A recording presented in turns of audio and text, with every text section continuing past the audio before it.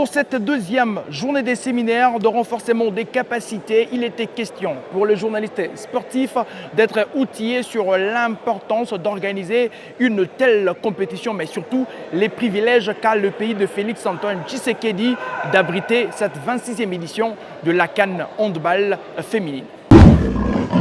Comment couvrir cette 26e édition de la CAN? La prise de parole très pointue du président de la commission presse de cette CAN handball, Willy Albert Condé. Il faut connaître depuis quand existe cette compétition, qui l'a mis sur pied, pourquoi l'a-t-on mis sur pied, qui y participe, mais on doit aussi connaître l'édition que nous organisons ou à laquelle nous participons. Autrement, il faudrait parler de son palmarès.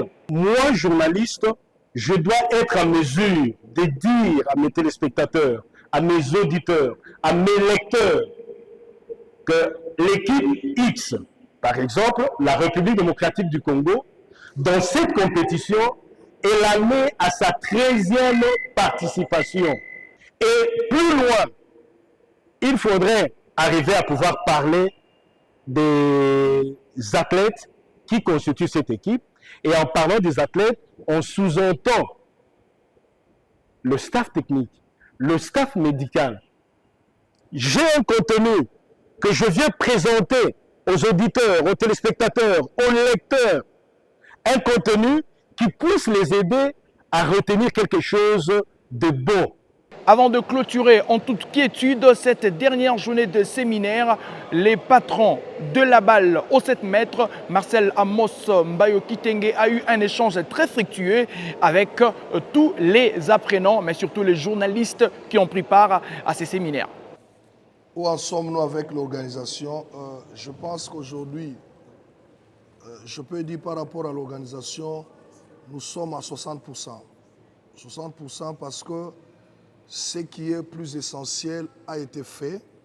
Par exemple, payer le droit à la Confédération, le droit lié à l'organisation de la CAN, le droit a été déjà payé en entièreté. Ce qui concerne le titre de voyage de tous les membres du comité d'organisation de la CAN au niveau de la CAV, dont tous les billets ont été envoyés, tous les billets des arbitres, tout a été déjà fait. Sur le plan local, les réservations dans tous les hôtels ont été déjà faites, mais nous sommes rassurés que cette semaine, avant qu'on arrive vendredi, tel qu'on a discuté avec le ministre des Finances, ça sera fait. Ça sera fait. Donc, je me dis, nous sommes à 60% parce que même en ce qui concerne la cérémonie d'ouverture et de clôture, on a confié à l'agence qui avait aussi organisé lors de la francophonie.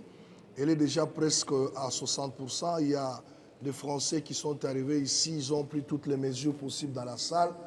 Et demain, nous aurons la avant-dernière séance avec toute l'équipe ici à partir des 14h. Donc, sur le plan organisationnel, nous osons croire aujourd'hui que nous sommes déjà à 60%.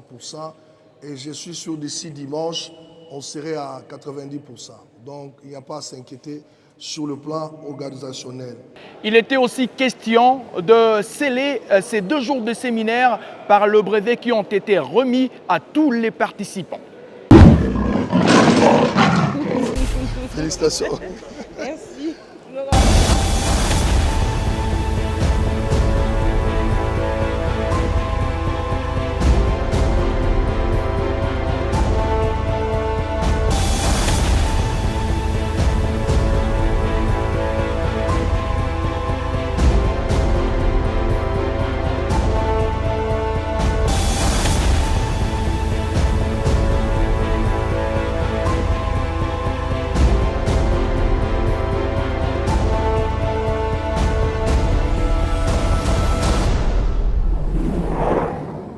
Ainsi, ces clôtures, ces 2 jours de séminaire de remise à niveau de journalistes sportifs sur la 26e édition de la CAN handball que le pays de Félix-Antoine Tshisekedi va organiser du 22 novembre au 7 décembre.